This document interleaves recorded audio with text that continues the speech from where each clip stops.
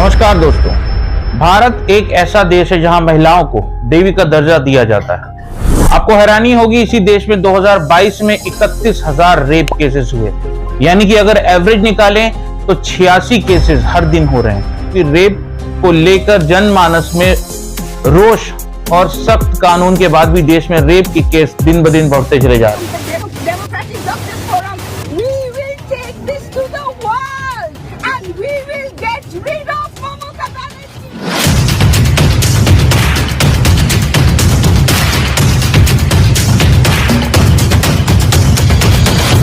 Doctors and also damaged police vehicles. Those present. We want justice. जब तक सुरक्षा नहीं, तब तक सेवा नहीं। जा रहे हैं और ये एक अलार्मिंग सिचुएशन पैदा हो गई है। अगर आंकड़ों की बात करें तो 2022 में एनसीआरबी की रिपोर्ट के अनुसार 31,000 रेप केसेस रजिस्टर्ड हुए हैं और ये नंबर बढ़ भी सकता है, क्योंकि कई केसेस में तो लोग शिकायत दर्ज ही नहीं कर रहे हैं, क्योंकि हमारा सामाजिक स्ट्रक्चर इस तरह का बना हुआ है कि पीड़ित होने के बाद भी महिलाएं आगे आने में संकोच करती हैं। महिलाओं के विरुद्ध अपराधों के case 4th most common crime है। एनसीआरबी की रिपोर्ट के अनुसार राजस्थान में सबसे ज्यादा केस रजिस्टर किए गए हैं। इसके बाद एमपी और यूपी का नंबर आता है। मेट्रोपॉलिटन शहरों की बात करें तो दिल्ली में रेप के सबसे ज्यादा केसेस लगभग 1226 केस 2021 में रजिस्टर्ड हुए। देश में 2021 में रजिस्टर्ड हुए देश में रेप केसेस में कन्विक्शन रेट 30% है। इसका मतलब है कि 70% केसेस में आरोपी किसी ना किसी कारण से बच निकलते हैं। 26 मार्च 1972 मथुरा बलात्कार कांड, जिसमें महाराष्ट्र के गढ़चिरौली जिले के देसाईगंज पुलिस स्टेशन के परिसर में 2 पुलिसकर्मियों द्वारा एक युवा आदिवासी लड़की मथुरा के साथ कथित तौर पर बलात्कार किया गया। सर्वोच्च न्यायालय द्वारा अपराधियों को सबूत के अभाव में किए जाने से सार्वजनिक आक्रोश और विरोध प्रदर्शन हुआ। आपराधिक कानून संशोधन अधिनियम 1983 के माध्यम से भारतीय बलात्कार कानून में संशोधन किया गया। अधिनियम ने 25 दिसंबर 1983 को बनाया गया। साक्ष्य अधिनियम की धारा 114A के सामने एक वैधानिक प्रावधान किया गया, जिसमें कहा गया कि अगर पीड़िता कहती है कि उसने संभोग के लिए सहमति नहीं दी है तो अदालत मान लेगी कि उसने खंडनीय अनुमान के रूप में सहमति नहीं दी थी। भारतीय दंड संहिता की धारा 376 में बलात्कार के लिए सजा का प्रावधान है। इस मामले को भारत में महिला अधिकार आंदोलन में एक महत्वपूर्ण मोड़ के रूप में देखा जाता है। इसके बाद ही कई महिला संगठन सामने आए, लेकिन इसके बाद भी ये रेप केसेस रुके नहीं। Nirbhaya rape case 2012, Shakti mill rape case 2013, Kathua rape case 2018, Unnao rape case 2017, Hathras rape case 2020, Badaun rape case 2014, Bilaspur rape case 2021 और हाल ही में कोलकाता में ट्रेनिंग डॉक्टर के साथ हुए रेप केस ने एक बार फिर से सभी को सड़कों पर आंदोलन करने के लिए विवश कर दिया है। आइए जानते हैं कोलकाता रेप केस के बारे में। 8 अगस्त कोलकाता का आरजी कर मेडिकल कॉलेज लगातार 36 घंटे मरीजों की देखभाल करने के बाद एक महिला ट्रेनी डॉक्टर अपने दोस्तों के साथ खाना खाने के बाद कुछ समय के लिए कॉलेज के सेमिनार हॉल में रेस्ट करने के लिए जाती है। 9 अगस्त सेमिनार हॉल में महिला का शव मिलता है, जिसके साथ दुष्कर्म किया गया था और उसे बुरी तरह से मार पीट कर उसका मर्डर कर दिया गया। मर्डर करने से पहले उसकी पूरी बॉडी पर के निशान है, जिसके बारे में बताया भी नहीं जा सकता। महिला ने कितनी तकलीफ सही होगी, इसका अंदाजा लगाना बहुत ही मुश्किल है। प्रबंधन ने महिला के परिजनों को आत्महत्या की सूचना दी, जो कि कहीं ना कहीं प्रबंधन की मंशा पर शक को पैदा करता है। इसको निपटाने की पूरी कोशिश की गई, एविडेंस के साथ छेड़छाड़ भी हुई, लेकिन जब महिला के पिता ने दुष्कर्म और हत्या का आरोप लगाया तो लोगों ने आंदोलन शुरू कर दिया और मीडिया ने भी इसको मुखर होकर उठाया। तब जाकर गिरफ्तारी हुई और इस केस को अटेंशन मिला। अस्पताल की लापरवाही देखिए कि क्राइम सीन पर कोई भी सीसीटीवी कैमरा नहीं लगा था। दूसरी तरफ बंगाल सीएम ममता बनर्जी ने पुलिस को अल्टीमेटम दिया कि अगर जांच का रिजल्ट नहीं आता है तो सीबीआई को जांच सौंप दी जाएगी। फिर पुलिस ने तेजी दिखाते हुए घटनास्थल से एक ब्लूटूथ हेडसेट बरामद किया और जब उसे कनेक्ट किया तो एक सिविल वॉलेंटियर संजय राय के फोन से वो कनेक्ट हो गया। तभी संजय राय को गिरफ्तार कर लिया गया। संजय राय पर पहले भी महिलाओं से उत्पीड़न के कई केस दर्ज हैं। अब सवाल यह है कि ऐसी छवि वाले व्यक्ति को सिविल वॉलेंटियर के रूप में किसने भर्ती किया। संजय राय ने माना कि उसने डॉक्टर से दुष्कर्म के बाद उसकी हत्या की, लेकिन पोस्टमार्टम में कहा जा रहा है कि इससे एक से अधिक लोगों की होने की बात भी हो सकती है। पूरे देश में आंदोलन तेज हो गया है। डॉक्टर्स अपनी मांगों को लेकर हड़ताल पर चले गए। दुख यह है कि केवल डॉक्टर ही क्यों आंदोलन पर हैं, क्यों नहीं पूरा देश इस मामले में एक साथ आ रहा है।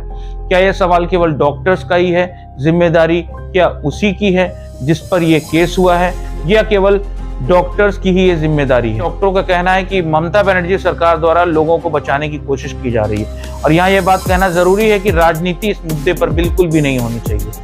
ममता बनर्जी सरकार भी अपनी जिम्मेदारी से बच नहीं सकती। कि संदीप घोष कोलकाता की आरजी गर्ल्स कॉलेज के प्रिंसिपल थे जिस वक्त यहाँ पर यह हादसा हुआ। इनके बारे में पहले भी कई आरोप लग चुके हैं, इनका ट्रांसफर भी कई बार हो चुका है, लेकिन फिर से क्यों ये अपने पद पर बन जाते हैं, ये एक बड़ा सवाल है। मुद्दे पर वापस आते हैं। 14 अगस्त को गुंडों की एक भीड़ द्वारा इन डॉक्टरों पर जो प्रदर्शन कर रहे थे उन पर हमला किया जाता है, जिससे कि स्पष्ट है कि कहीं ना कहीं किसी ना किसी का इन्फ्लुएंस काम कर रहा है। और पुलिस का क्या बोले, पुलिस को यह पता भी नहीं चला कि ऐसी जगह जो कि मीडिया की सुर्खियों में है, इतनी भारी भीड़ आके हमला कर देती है।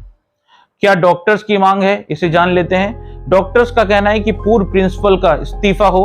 उन्होंने कोर्ट की निगरानी में जांच की मांग की थी, जबकि सरकार सीबीआई से इस जांच को करवा रही है। डॉक्टरों ने यह भी कहा कि प्रिंसिपल के साथ पूर्व वाइस प्रिंसिपल और डीन का भी इस्तीफा होना चाहिए, और इन्हें नौकरी के दौरान किसी भी तरह की पोस्टिंग ना दी जाए।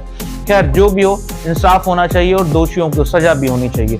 सवाल यह है कि इतने सालों में यह क्राइम रुकने का नाम क्यों नहीं ले रहा है। आइए जान लेते हैं कि क्या कारण है और इसका क्या सोल्यूशन हो सकता है।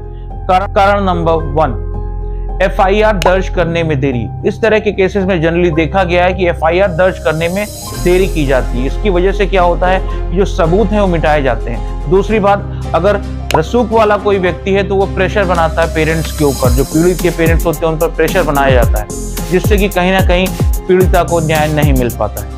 नंबर 2, अगर इन अपराधों में प्रभावशाली व्यक्ति होते हैं तो पुलिस जांच क्यों सुस्त हो जाती है, ये भी बहुत बड़ा सवाल है। कानून का पालन क्यों नहीं किया जाता? कानून केवल आम लोगों के लिए ही तेजी से काम करता है, ऐसा क्यों है? 3rd, एविडेंस को सही से कलेक्ट नहीं किया जाता है। हमारी पुलिस जो है वो एविडेंस को इस तरह से कलेक्ट नहीं कर पाती है क्योंकि अदालत में जाके वो सबूत पर्याप्त नहीं होते हैं और न्यायालय से जो अपराधी होता है वो बरी हो जाता है। अब कुछ सॉल्यूशंस को भी जान लेते हैं। Solution number 1, strengthening legal framework and strict law. इस अपराध को रोकने के लिए गवर्नमेंट को स्ट्रिक्ट लॉ बनाना पड़ेगा, ताकि और उसको इस बात को इंश्योर करना पड़ेगा कि उसका पालन सही से किया जा सके, ताकि पीड़ित को न्याय मिल सके। और पीड़ित को न्याय देने में देरी नहीं होनी चाहिए। इसके लिए एक फास्ट ट्रैक कोर्ट भी होना चाहिए जो कि इस तरह के मामलों की सुनवाई करे और जल्द से जल्द न्याय करे। Second, improving enforcement training and sensitization. हमारी पुलिस को इस तरह की ट्रेनिंग दी जानी चाहिए कि उसे ये पता हो कि किस तरह से उसको सबूतों को कलेक्ट करना है, जो अदालत में अपने केस को मजबूती से रख सके। और इसके साथ ये भी सीखना पड़ेगा कि जो पीड़ित है उससे किस तरह का व्यवहार पुलिस का होना चाहिए, ताकि वो भय में ना आए और अपनी बात को मुखरता से रख सके। 3rd, launch nation wide awareness campaign.